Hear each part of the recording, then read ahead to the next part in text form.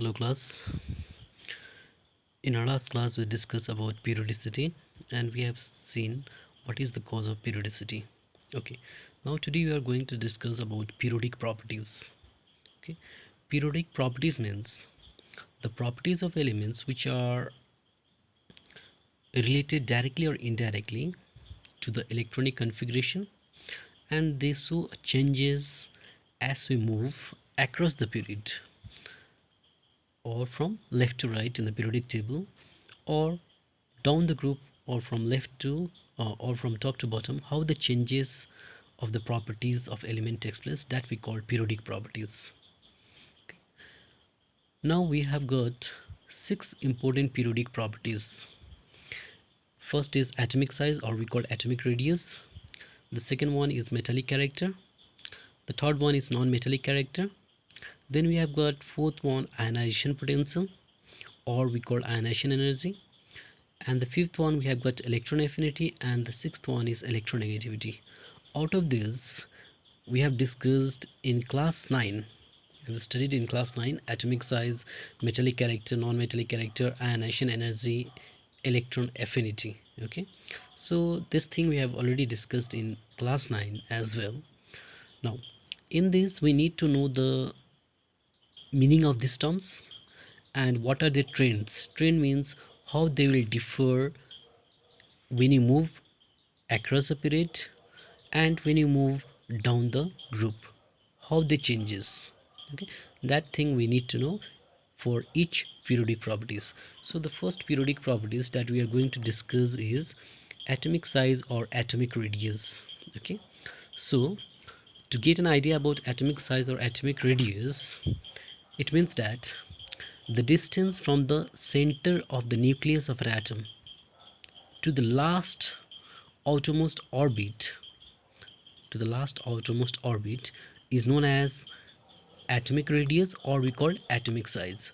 As we know that in a circle, the distance from the center to the circumference we call it as radius. In a similar way, the distance from the center of the nucleus to the last orbit we call it the atomic size or atomic radius.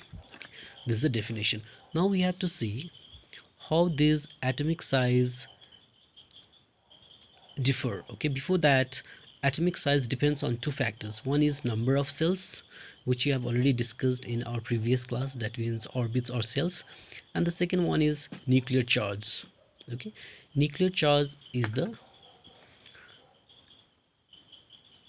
charge, or it is the positive charge present in the nucleus, or it is equal to the number of protons in the nucleus. Okay.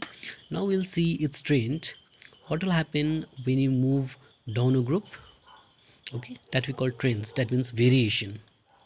Okay, what will happen to the atomic size of the element when you move down the group? Okay, so as we move down the group, the atomic size increases. Okay, the atomic size increases. This is due to the fact that as we go down the group, the number of cells or the orbit increases. That makes the atom bigger in size. Okay, say for example, we have taken an example of group 1 elements, that is alkali metals. So as we move down the group, from hydrogen, lithium, sodium, potassium, rubidium, cesium and francium, you'll find that the atomic size will increases, because if you see the electronic configuration, in each down element one cells has been increased. This will lead to the increase in atomic size. So in group 1 element, from hydrogen to cesium, cesium is considered as the biggest atom and hydrogen is the smallest.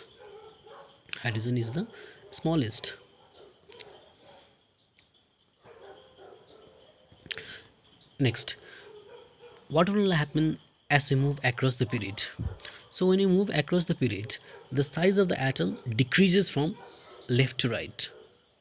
Okay, down the group atomic size increases, but as we move from left to right or across the period, the atomic size decreases. The reason is that as we move across the period, the number of cells remains the same. The only changes is there is the addition of one electron in the next element. So what will happen, as the number of electron increases in the same cells or orbits, the force of attraction between the nucleus and the electron also increases. So when the force of attraction increases between the nucleus and the electron, the size of the atom get decreased. So as we move across the period, say for example, if you take the second period from lithium to fluorine, so you can see that the number of cells are same. Only thing is that in each state the electrons are increasing, so the size of the atom decreases, as I have explained. Okay, now there is a thing that we need to know. Cation is always smaller than the parent atom. Cation means an ion having a positive charge. Say for example, if you have got a sodium and sodium ion, out of this the positive ion that is formed is always smaller than the original atom. The reason is that in sodium we have got 281, so the number of orbits is 3. When it loses one electron, it becomes 28 only. That means the number of cell decreases. That will decrease the size. That means the positive ion is smaller than the neutral parent atom. Okay, the sodium ion is smaller than sodium atom. Similarly, an ion is larger than the parent atom. An ion means an ion having a negative charge. An ion having a negative charge. So over here, what will happen when an ion have a negative charge? Negative charge. Okay, so what will happen? It has got three cells, and the last electron is 7. If it adds one more electron, it becomes 8. As the number of electron increases, as we know in the same cell, the size of the atom decreases. That means an ion is smaller than the chlorine ion is the chlorine ion is bigger than chlorine atom. So when it forms a cation, the size of the atom decreases, but when it forms anion, the size of the atom increases, because the positive charge in the nucleus increases. That is the increase in the nuclear charge.